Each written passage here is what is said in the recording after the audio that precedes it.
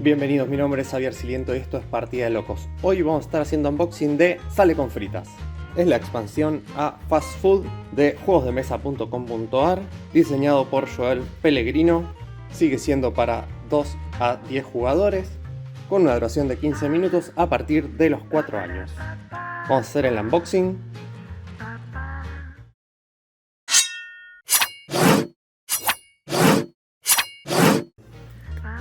Una caja de cartón, dados y fichas nuevas, y vamos a tener que sacar el envoltorio porque las instrucciones están adentro. Es un cartón doblado, metemos la data del juego. Acá le ponen de 2 o más jugadores a partir de los 7 años y duración de 20 minutos. Difiere con la BGG. Por lo que vemos, tiene un dado nuevo y fichas de papas fritas y fichas de gaseosa, y todo el reglamento en la misma caja. Creo que la idea de esto es que vamos a doblarlo y lo vamos a poder agregar a la caja de Fast Food. Acá tenemos el dado y las fichas. Entiendo que la idea es agregarle un poco de complejidad al juego. Vamos con el dado primero.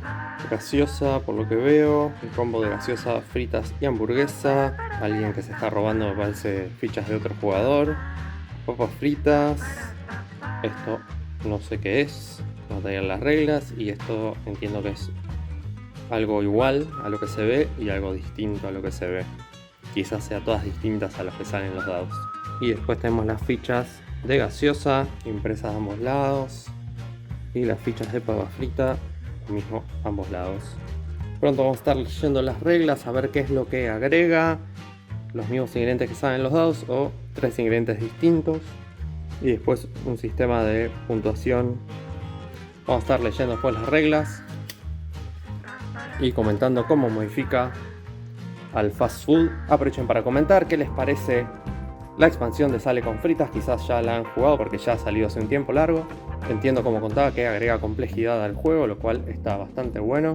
Suscríbanse al canal de Partida de Locos, denle like al video, toquen la campana de notificaciones y compartan en sus redes sociales. Esto es Sale con Fritas, la expansión de Fast Food. Mi nombre es Xavier Siliento y esto es Partida de Locos.